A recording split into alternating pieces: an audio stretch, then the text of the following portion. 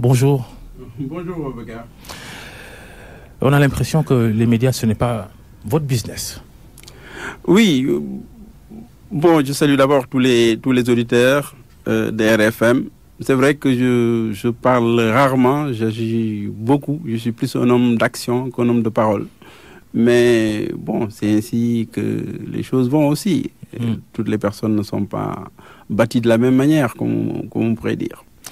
Et pourtant, de 2000 à 2012, c'est-à-dire durant toute la présidence Abdoulaye Wade, vous avez été ministre, sauf pendant la parenthèse SICAP. Vous avez été directeur général de cette Société nationale immobilière entre 2001 et 2005. Une mise à l'écart du gouvernement à l'époque, c'est ça ? Oui. J'ai quitté le gouvernement après 1 an et quelques au ministère de la Pêche et des Transports Maritimes. J'ai quitté, je suis allé dans la construction. Qu'est-ce qui s'était passé à l'époque ? Des problèmes avec Abdoulaye Wade et le reste de son entourage, Idriss Seck par exemple ? C'est très compliqué tout cela. Mais en tout cas, j'ai quitté. C'est que je ne veux plus revenir sur cette période-là. Ensuite, on m'a, disons, rétabli dans mes droits, comme on pourrait dire. Puisque quand même, j'étais parmi les plus grands cadres du Parti démocratique sénégalais. Et ce n'était pas compréhensible, disons, que je sois mis en dehors du gouvernement à cette période-là. Et à votre retour dans le gouvernement Wade, après cette parenthèse SICAP, comme je disais, les différents ministères que vous avez occupés, ça ne sort pas de l'urbanisme et de l'habitat. Pourquoi cette particularité pour un mathématicien comme vous, un informaticien? On va y revenir d'ailleurs sur votre parcours. Oui, bon, comme vous le savez, bon, j'ai été à la SICAP, donc je pense que j'ai aussi marqué la SICAP. Hein. On a réalisé beaucoup de projets, on a rebâti, refondé la SICAP. Je pense qu'à partir de là, le président Abdoulaye Wade a pensé que je pouvais aider dans sa politique de l'habitat, dans la définition de l'urbanisme. Mais il n'y a pas seulement ça, il y a aussi l'hydraulique, l'assainissement, il y a beaucoup de domaines dans lesquels j'ai pu travailler. Je pense que, bon, dans l'ensemble, je pense quand même que nos départements ont été des départements qui ont marqué. Quand on parle de vos fonctions ministérielles, on pense forcément au plan Diakhaï, qui a eu des suites judiciaires à la chute d'Abdoulaye Wade, l'affaire Diakhaï, les produits phytosanitaires, Aïda Ndiong et plusieurs autres de vos collaborateurs inquiétés par la justice mais blanchis plus tard. Vous n'avez jamais été entendu dans ce dossier. Pourquoi ? Oui, d'abord, bon, comme vous le savez, d'ailleurs, ça aurait été intéressant de comparer ce que Diakhaï a fait et ensuite ce qui a été fait sous le septennat de Macky Sall. Bon, mais d'abord, sous Diakhaï, je dois le dire tout de suite, moi j'étais ministre en charge de Diakhaï, j'assume bien sûr toutes les actions, tous les actes qui ont pu être menés au niveau de ce ministère, mais c'est Macky Sall, en tant que Premier ministre, qui a signé tous les marchés de Diakhaï. Tous les marchés qui dépassent 100 millions. Ces marchés pointés par la justice C'est Macky Sall, en tant que Premier ministre, qui les a approuvés. Donc, à ce moment-là, bon, si on devait poursuivre quelqu'un, c'est M. Macky Sall et non pas moi. Je pense que peut-être que ça a été un des problèmes de ce dossier. Sur la CREI aussi, la Cour de répression de l'enrichissement illicite, les différentes personnalités de l'ancien régime Wade citées, il y a votre nom. On vous a jamais vu convoqué par la CREI? Oui, on m'a convoqué, je pense, pendant quelques minutes. Hein. J'avais déjà détaillé dans votre journal, dans l'Observateur, j'avais détaillé tous mes biens, tous mes comptes, dont tout est clair. Donc, quand on m'a convoqué, j'ai juste eu à présenter ce journal-là, une copie de ce journal-là, en disant, bon, voilà mes biens, et voilà tout ce que j'ai comme compte. Mais en fait, je ne pouvais pas être attaqué. Ils le savent bien, je ne suis pas un homme riche, je n'ai pas des biens à l'étranger, je n'ai pas de compte à l'étranger. J'ai pas des milliards, j'ai pas tout ça. Et votre dossier à la CREI, toujours en instruction ou classé?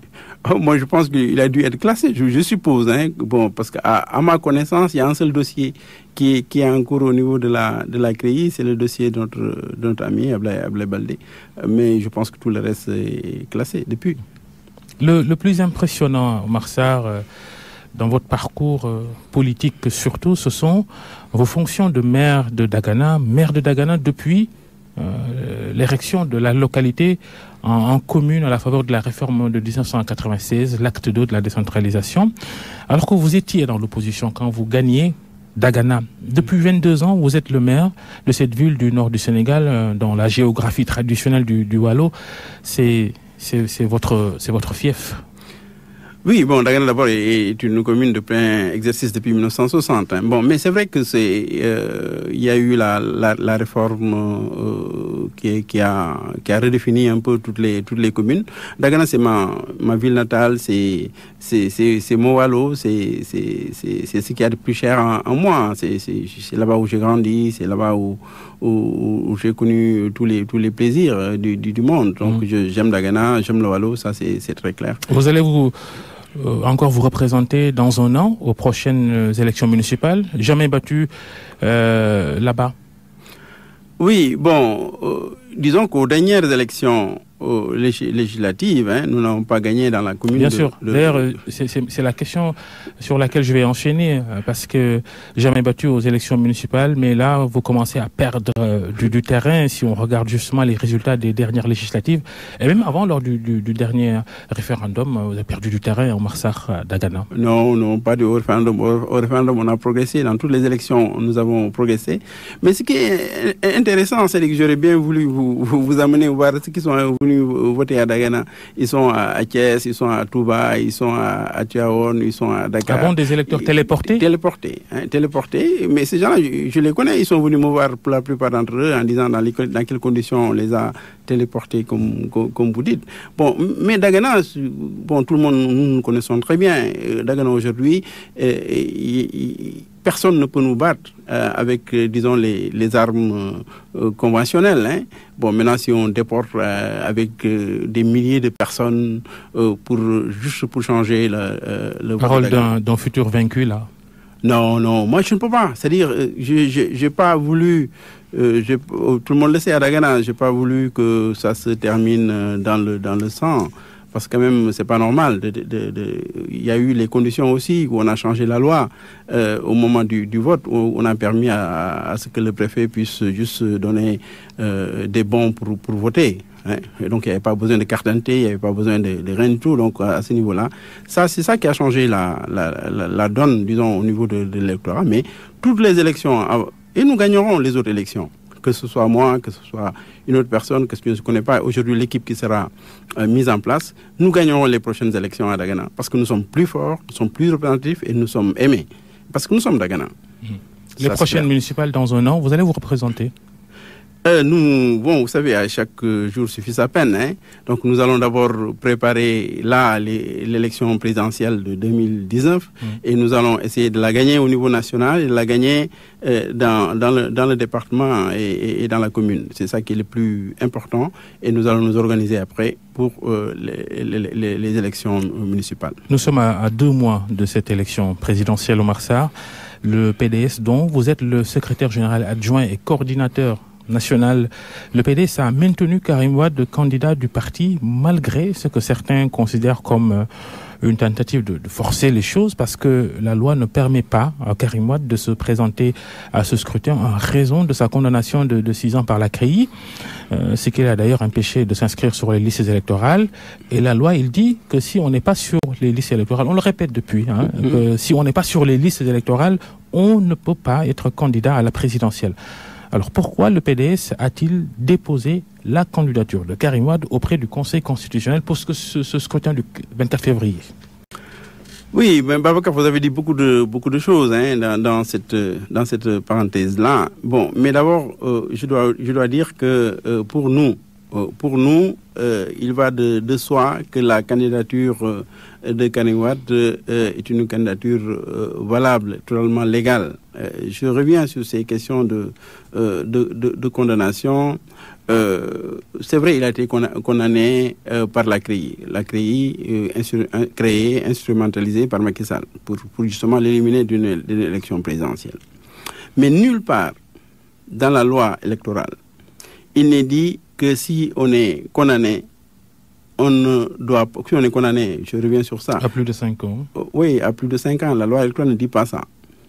La loi électorale dit précisément que tous les Sénégalais tous les Sénégalais électeurs peuvent être candidats à l'élection présidentielle. Et la loi définit ce que c'est qu'un électeur.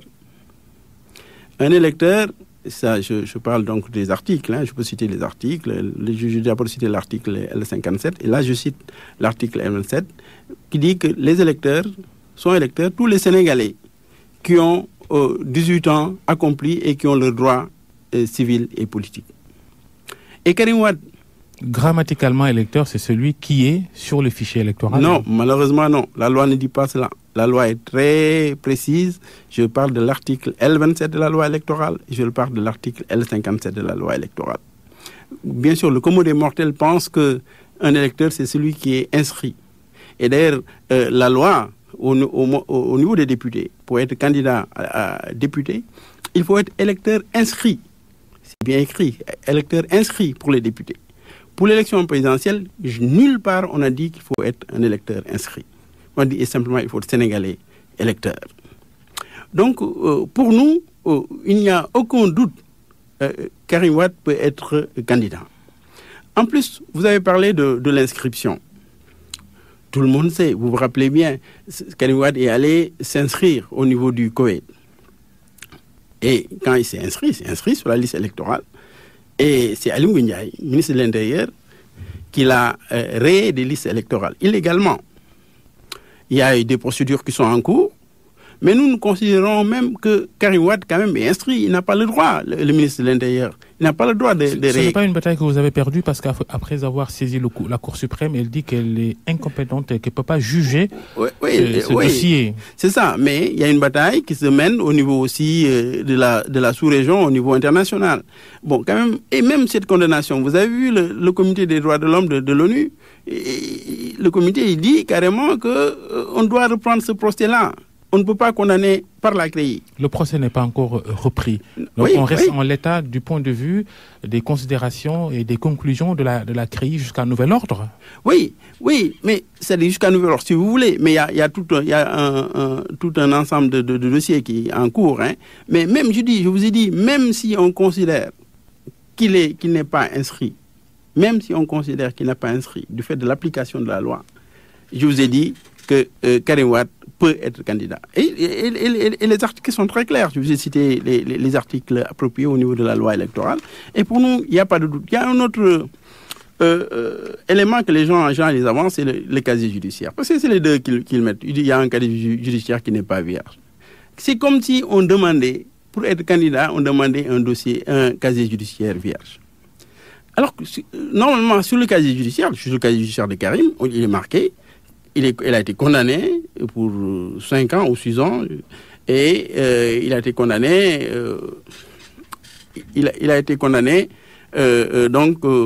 par la CREI. Mais je vous ai dit tout à l'heure que la CREI, en le condamnant, a dit que Karim maintenait ses droits civils et politiques. Et je ne sais pas si vous vous rappelez, le ministre de l'époque, le ministre de Sidiki Kaba, qui était ministre de la Justice. Oui, qui était garde des Sceaux. Et confirmé cet arrêt de la CREI sur cette partie-là des droits civils et politiques de Karim Wade. Et il avait dit que Karim Wade pouvait être candidat à la prochaine élection présidentielle. C'était très clair, très explicite pour tout le monde.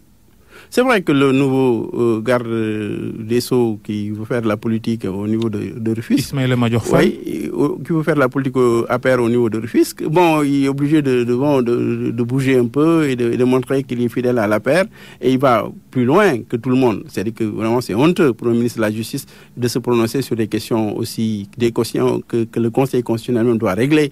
Il a dit ces dernières heures sur notre antenne que le ministre de la Justice a le droit de commenter des décisions de justice déjà prises. Il commande à l'Assemblée nationale devant les députés. Et il dit que Karim ne peut pas être candidat alors que le Conseil constitutionnel ne s'est pas prononcé. C'est ça le ministre de la Justice, garde des Sceaux. Candidature impossible selon le porte-parole du gouvernement Seydou Gueye que nous avons reçu dimanche dernier dans cette émission. Mais l'APR a peur. L'APR a peur de Karim Meïssa Wade. L'APR a peur de la candidature de Karim Meïssa Wade et a peur de la candidature de Khalifa Ababacar Sall. Ça c'est clair. Toutes les condamnations, toute la CREI, le montage de la CREI, le montage du dossier de Karim Meïssa Wade, de Karim Meïssa Wade et ensuite de Khalifa Ababacar Sall montre qu'ils ont peur de ces deux candidats. Et Et c'est quand même grave pour un pays comme le Sénégal. Il y a quand même, on a une constitution, on a des lois, et quand même ces lois-là sont au-dessus de tout le monde.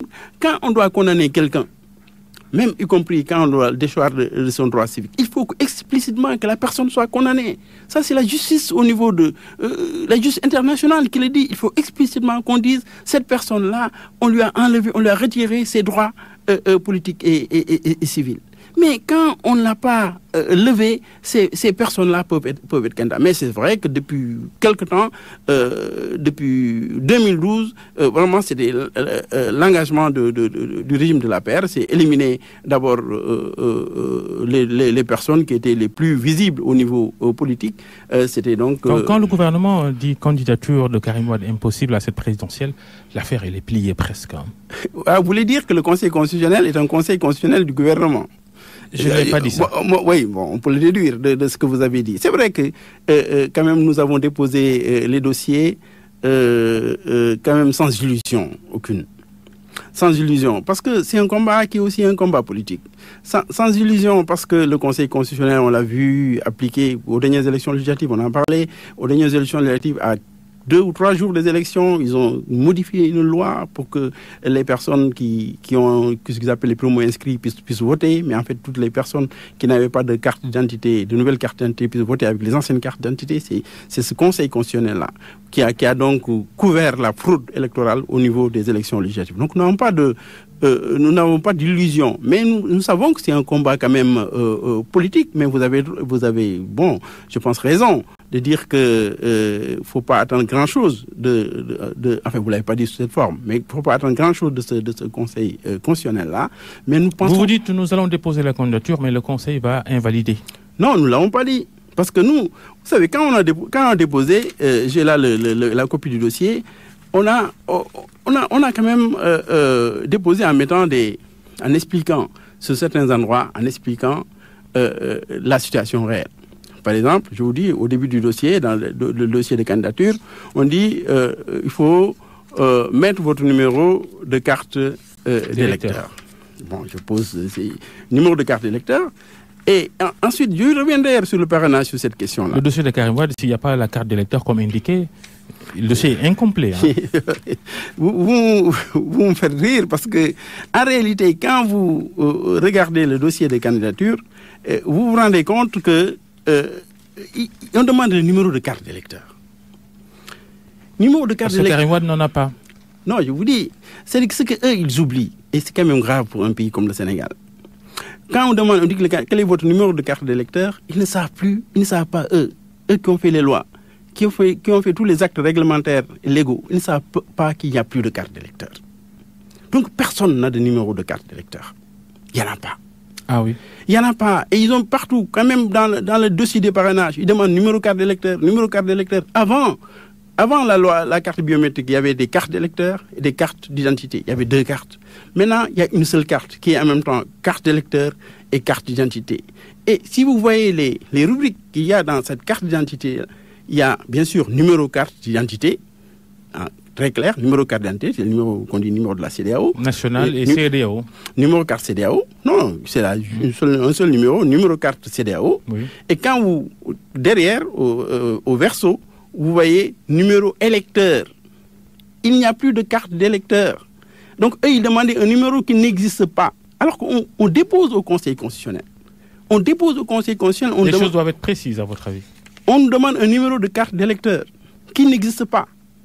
C'est quand même particulièrement... Et ensuite, et d'ailleurs dans les dossiers de parrainage. Dans les dossiers de parrainage, pareil. Numéro carte d'électeur, numéro électeur, c'est la même chose. C'est la même chose. Hein. Si on dit numéro carte d'électeur, ça veut dire qu'il y a une carte d'électeur et qu'il y a un numéro derrière. Il n'y a plus de carte d'électeur. Je regrette.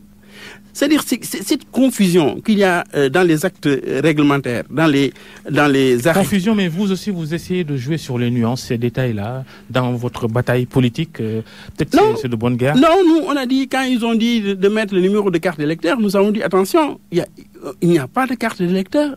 Mais qu'est-ce que nous devons mettre? Nous avons dit nous pouvons mettre... Vous n'avez pas déposé une requête pour souligner qu'il y a problème dans les conditions que le Conseil constitutionnel met en place pour le dépôt des candidatures à cette élection? Il y a d'abord des recours qui sont là-bas au niveau de la Cour suprême. Des recours déjà contre la loi parrainage et les actes concernant le parrainage, hein, les arrêtés. C'est des recours qui dormiront là et qui seront peut-être étudiés après l'élection présidentielle. Bon, donc on ne va pas tous les jours déposer des recours et des recours. Là, ils demandent un numéro, ils disent numéro carte d'électeur, ça n'existe pas. On dit que ça n'existe pas, mais nous allons vous donner à la place un numéro de carte d'identité que nous avons, parce qu'ils ont refusé pendant un moment de nous... Oui, justement, numéro carte d'électeur ou numéro d'électeur, l'un dans l'autre, Karim Wade, il n'en a pas. Non, il a un numéro de carte d'identité quand même. Oui, on demande le numéro de l'électeur. Non, on demande le numéro de carte d'électeur. Carte d'électeur, il n'y a plus de carte d'électeur. On demande un numéro qui n'existe plus. Donc, quand on nous a dit un numéro, il y a deux compréhensions. Soit on met le numéro de la carte d'identité, soit on met le numéro d'électeur. Mais nous pensons que le numéro d'électeur, ce n'est pas pertinent, puisque je vous ai cité tout à l'heure les lois. Il y a l'article L57 qui dit que tous les Sénégalais sont électeurs, mais en même temps, l'article L27 de la même loi dit que sont électeurs tous les Sénégalais qui ont 18 ans accomplis et qui bénéficient de leurs droits. Donc, il y a aussi